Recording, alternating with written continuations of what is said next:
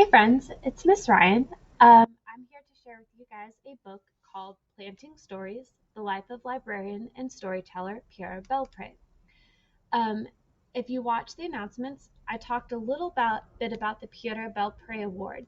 And I'm talking about that because today is the last official day of the National Hispanic Heritage Month celebrations. So Pura Belpre lived an amazing life. She was a really, really special lady. And today we're going to read a little bit more about her biography. And then always remember, you can come to the library and you can look for books that have won her award, which is a really cool thing. So this is Planting Stories, The Life of Librarian and Storyteller Pura Belpre. It was written by Anika Denise, and the illustrations, which are really pretty, are by Paola Escobar. I have to warn you guys that there are some Spanish words in this book that I'm not very good at pronouncing. I'm going to do my best. It is 1921. Pura Teresa Belpre leaves her home in San Juan for a visit to Nueva York. Words travel with her, stories her abuela taught her, cuentos, folk tales Pura retold in the shade of the tamarind tree in Puerto Rico. So here's Pura Teresa Belpre, and she lives in Puerto Rico.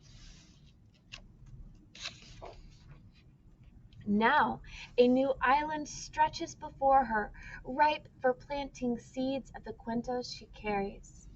Manhattan, a city of hustle and bustle, bigger, louder, crowded, yet alive with hope and possibility.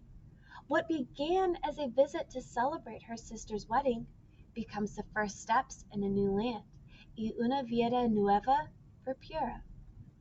So she decides she's going to live in New York.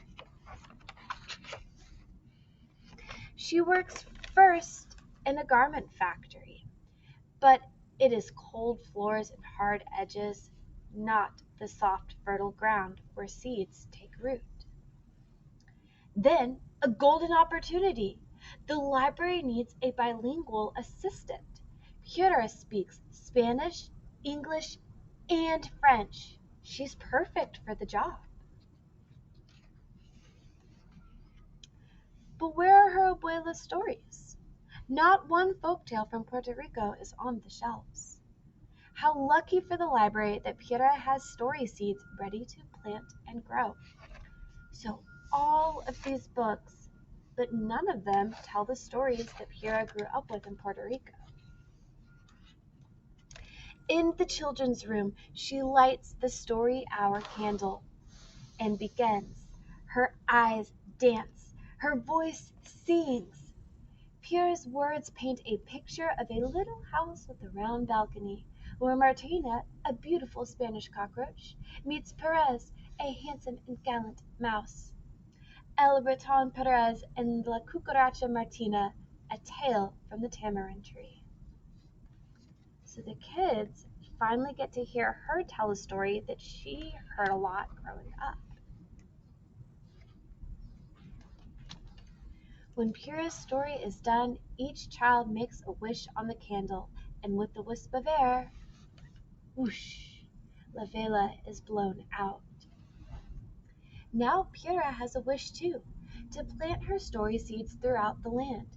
Pura learns to make puppets. She snips and sews their clothes and paints their delicate faces. Families come to hear her folktales in Ingles y Espanol, to watch Pura's puppets dance across the stage of her stories. But the library needs libros for its shelves. How can more children read Perez y Martina and other cuentos de Puerto Rico? Pura puts her story in an envelope and mails it to Frederick Warren, a publisher.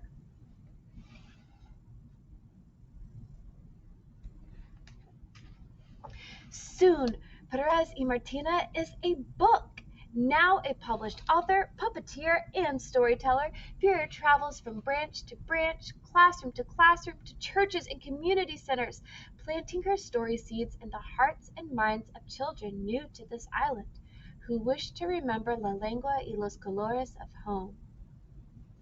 She is so busy.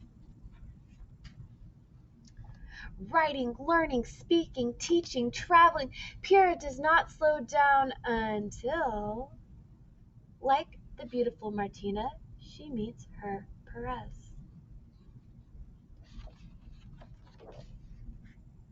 On a December day in New York, Pura Martinez marries the musician Clarence Carmen White. Un año away from the library, she decides 1 year to start a new life as a wife. But a year stretches on. Together they travel to new cities.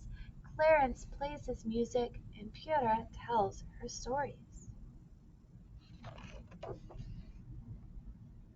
They are happy years of music and writing, separations and reunions, friends, families, and stories always. Until, on a June day in New York, Clarence stops playing his music, and Pura's stories must begin again.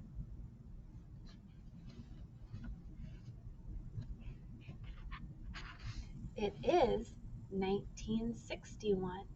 Pura returns to the library. There are others now, storytellers who make puppets dance, who read Puras y Martina, the tiger and the rabbit, Lean, Juan Bobo, the three magi, and many more of Pura's stories to the children. So you guys can see, she's all grown up. She's a little bit older now. The seed she has planted, the roots that grew shoots into the open air of possibility, have become a lush landscape into which she steps as though she had never left. So all the kids, they learn to love her stories. Okay, it's the end. And friends, I'm not going to read this for you right now, but if you want to learn even more about Pura Belpre and what she did and accomplished, you can read it here. If you'd like to check out this library book here in a little bit, you can also read the stories Pura Belpre wrote. So they have them listed here and a little bit about them and where you can find them. All right. Thank you for listening to this beautiful story. Thank you for celebrating National Hispanic Heritage Month with us. I hope that you guys have a great evening, and we look forward to seeing you back soon. Bye, Roadrunners.